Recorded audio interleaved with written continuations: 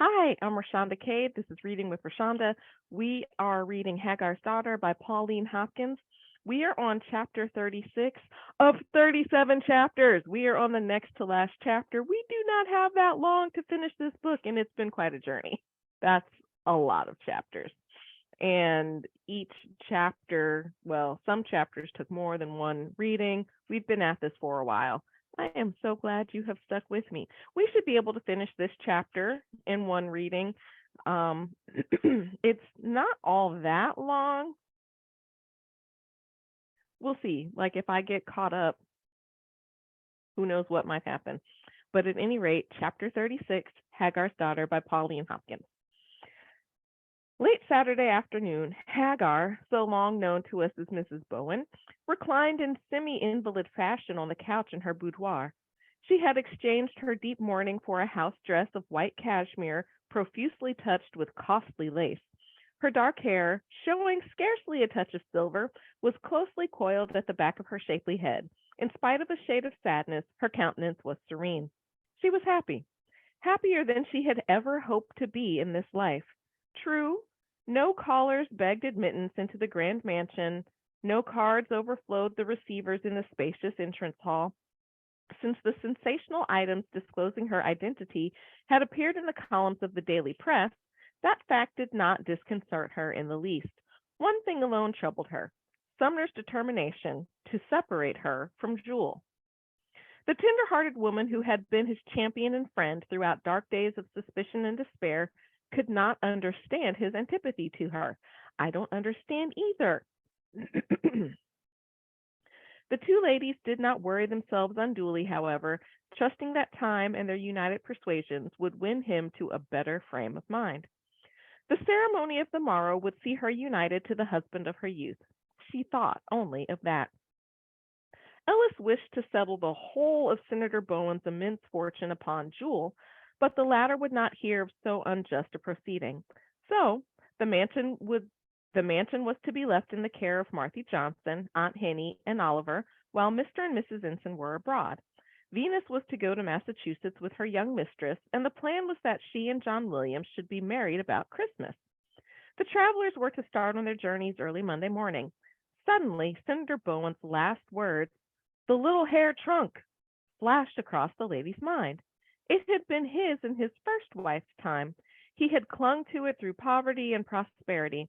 It was in the late senator's dressing room, which opened into the room where she was lying. Secretly blaming herself for neglecting the shabby object of his love and care, Hagar rose hastily and passed into the adjoining room. I have to pause at the word pass. So, if you've been with me any amount of time, we've clearly talked about racial passing. We've talked about racial passing in this book. I mean, did I say it overtly about um Hagar, who is Mrs. Bowen, passing? So racial passing. She was passing as a white woman, but my question always persists: is she? What makes somebody of one race or another? I don't know. I believe races exist. I'm not a person who's saying there's only one race, the human race. Clearly, there are differences between people. I'm Black. I have friends, people in my family who are white. And it's cool. No problem. I don't like us pretending like those differences don't exist, but I truly I truly don't understand when one becomes a different race. Like that puzzles me. I will probably be questioning this the rest of my life as I'm reading books to you. So anyway, Hagar rose hastily and passed into the adjoining room. I can't hear the word pass and not think about racial passing. So now, same to you. You're welcome. Everything was as he had left it. How lonely it seemed without the jovial, genial presence of the man who had saved her from despair. Tears came to her eyes as she stood gazing upon familiar objects, each bearing the personality of the man who had gathered them about him. Over in a corner stood the little hair trunk. She moved slowly toward it and presently was on her knees before it with the lid thrown back. She sat there, prone upon the floor for a time, gazing in mute sadness upon the contents. Shabby, peculiarly made garments of the fashion in vogue before the war, Mementos of that other wife of his young manhood. Do you know the story The Wife of His Youth by Charles Chestnut? Have we read it? I don't think we've read it. That might be up next. All right. Mementos of that other wife of his young manhood, and strange mixture, a number of clay pipes, burned black by use, and fishing tackle, all mingled in a motley heap. She took up the first wife's picture, opened the case, and gazed into the eyes of the blowsy girlish face in its hideous cape bonnet. I do wonder what blowsy means. And why was her bonnet hideous? Anyway, opened the case and gazed into the eyes of the blowsy girlish face in its hideous cape bonnet, the long spiral curls falling outside the ruche that faced the head covering. Not a pretty face, no, but honesty and kindliness of heart were written there, silently claiming their tribute, turning the contemptuous smile to gentle reverence.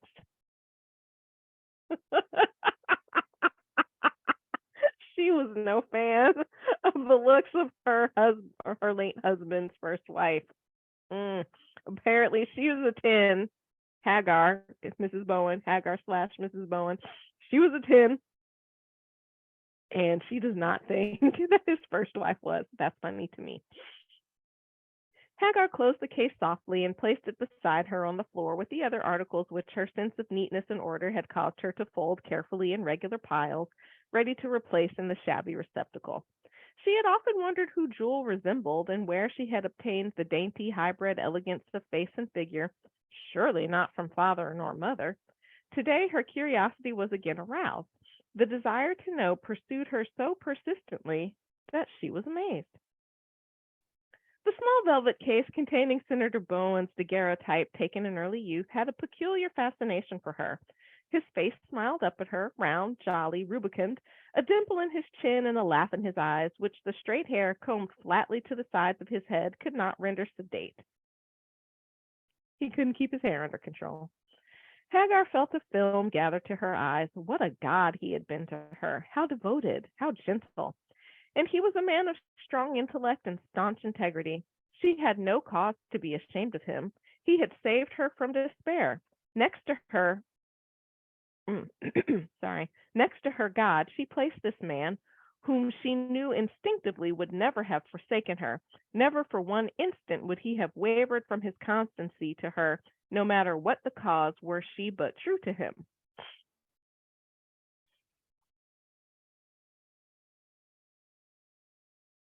I, do you have literary spidey sense? You read something and you know there's another shoe about to drop. I'm not saying I'm special. I'm just saying it exists. So the paragraph when she was wondering who Jewel resembled, like you know there's a shoe about to drop. I totally know what I think that shoe dropping is going to be, but we'll see what happens. And then this whole thing about he was like only second to God to her, and he would never leave her or forsake her, just like God will never leave us or forsake us. I don't know. There's another shoe dropping. Don't know what it is. Ellis had come back to her, yes, but although love forgave, love worshipped at his shrine, love could not blot out the bitter memory of the time when he had failed her. Show enough. So Ellis Ensign had failed her. Mr. Bowen, Senator Bowen, had never failed her. God never fails us. And who does Jewel look like?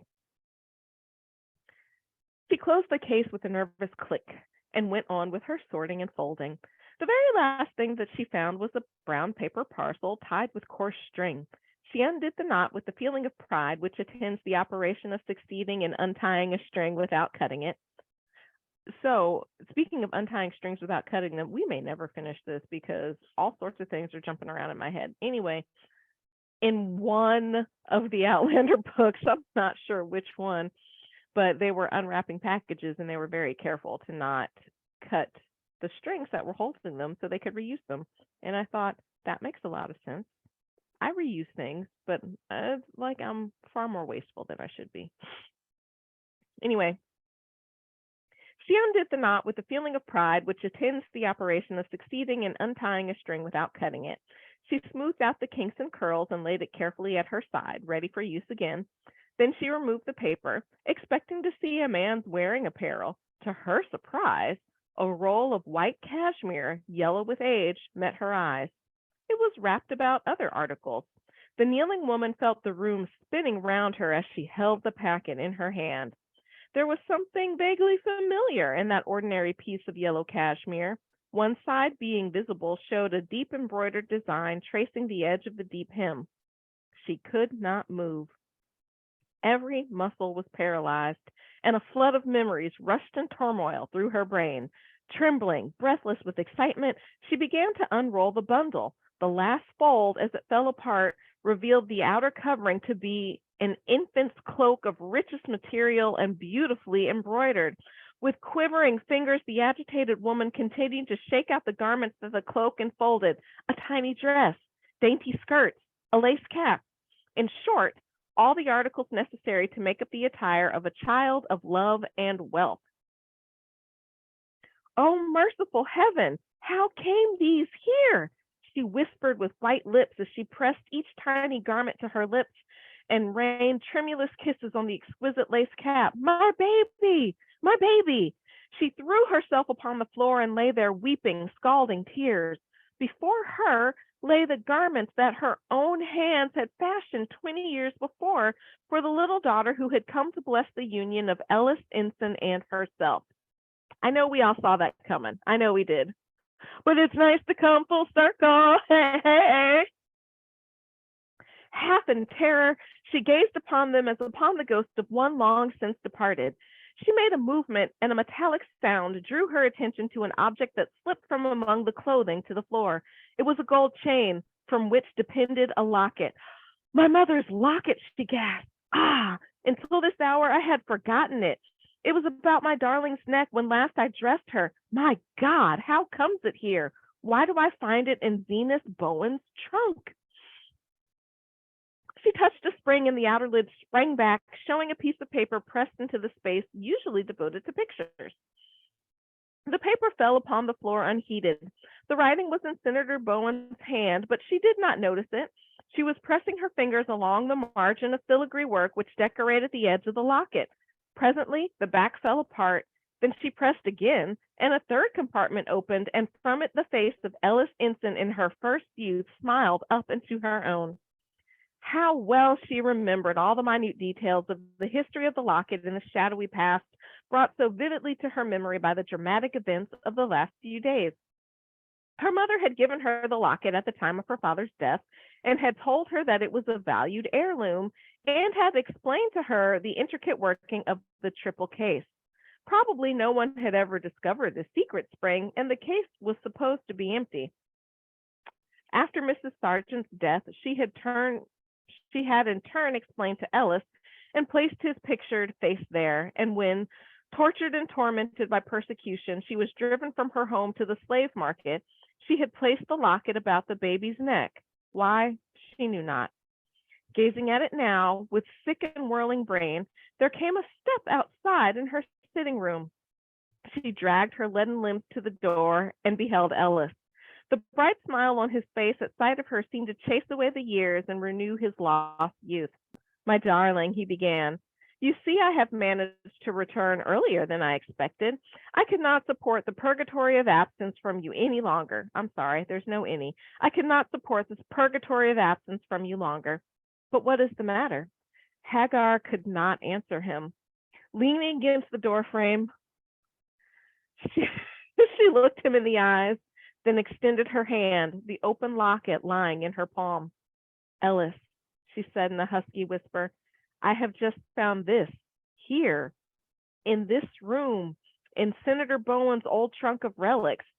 What can it mean? For God's sake, try and explain it to me. I cannot grasp the meaning of it all. Oh, Puddin', you can totally grasp the meaning of it all. You were just bamboozled by the extraordinary coincidence of it. And that is one of the things I love about my 19th century American literature are the extraordinary coincidences that happen all the time. Now, in life, like, I don't believe in coincidences. I believe God orchestrates everything. But come on, let's keep reading. Ellis's face was as white as her own, but he spoke soothingly to the distracted woman. Then his trained eyes traveled beyond her to where the folded paper lay forgotten. Taking her in his arms, he placed her upon the couch in the sitting room and then picked up the paper, first tenderly straightening each tiny garment and placing them all together in a pile upon a chair. Closing the door carefully behind him, he drew a chair to the side of the couch where Hagar lay weeping. Now, Hagar, my dear, he said coaxingly, you will try and be good and command yourself. You will try and be good and command yourself. Blah, blah, blah. A woman under control is a good woman. A woman showing her emotions is apparently a bad one who is not in command of herself. Pah! God grant by these tokens that we may trace our darling's last resting place, a message from heaven. Last resting place. Why are you not jumping to the obvious conclusion? Oh, how selfish am I? Oh, how selfish I am, Ellis. You need comfort as much as I do, she cried, her love on fire at sight of the tears in his eyes, which he tried in vain to suppress. And then, for a little while, the childless parents held each other's hands and wept. Presently, Ellis opened the paper from the locket. It seemed but a leaf from a memorandum book, but what a change it brought in the lives of 4 people. March 1862. Went up the Potomac on the Zenith Bowen for oysters. Brought off 100 guns, 300 pounds of ammunition, Charleston, South Carolina.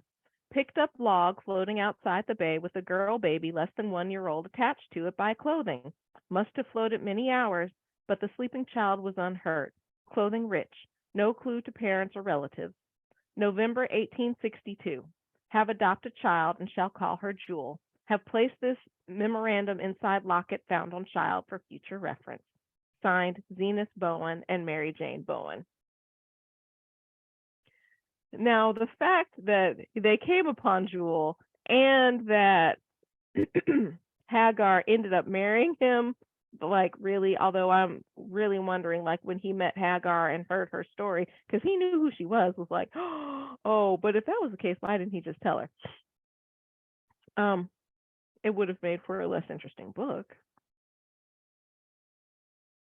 But people did just collect children sometimes. Like, I'm not saying it was wild and woolly, but today, as we should, if you find a child, and I hope nobody just finds a child someplace, but it can happen, you report it to the authorities. But honestly, back in the day, like, oh, there's a kid with nobody to take care of him. Can't find any parents, I'll keep them. And that's the kind-hearted people. But like I'm saying, it's really not all that odd that they found a kid and kept the kid. That's not where the oddity starts. There was a sound of weeping in the quiet room. The Divine Father hears all prayers, sees all suffering. In his own good time, the All-Merciful has had mercy. The solemn words broke from Ellis. Sorry. I just was thinking about Cuthbert Sumner. Now he's going to have to toss Jewel to the side because she's black too. And I have said in my anguish, there is no God. He does not heed my woes. Blasphemer that I am, cried Hagar. And she is here, in this very house. My God, I thank thee. Ellis, do not fear. I am strong. Go, I beseech you. Lose not a moment. Bring her to me. Bring my Jewel, my daughter, to my arms. Did not my heart yearn over her from the first, when as a tender baby girl I held her to my aching heart and soothed my deep despair? Go at once, Ellis. This suspense is more trying than all that has gone before. You do not know a mother's feelings. Shall I live till your return? Ellis, I was just thinking, and it's really not uncommon for people to pass off a child as their own. Like, back in these times, there was a foundling or something, and like, yeah, that's my kid. It was neat, made it easier for everyone. I obviously still have questions. Ellis, alarmed at her state, choked down his own feelings and left the room in search of Jewel. Who can paint the most sacred of human emotions, clasped in her mother's arms and shown the proofs preserved by her adopted father of her rescue from the death designed by her distracted mother, Jewel doubted not that she was Hagar's daughter. But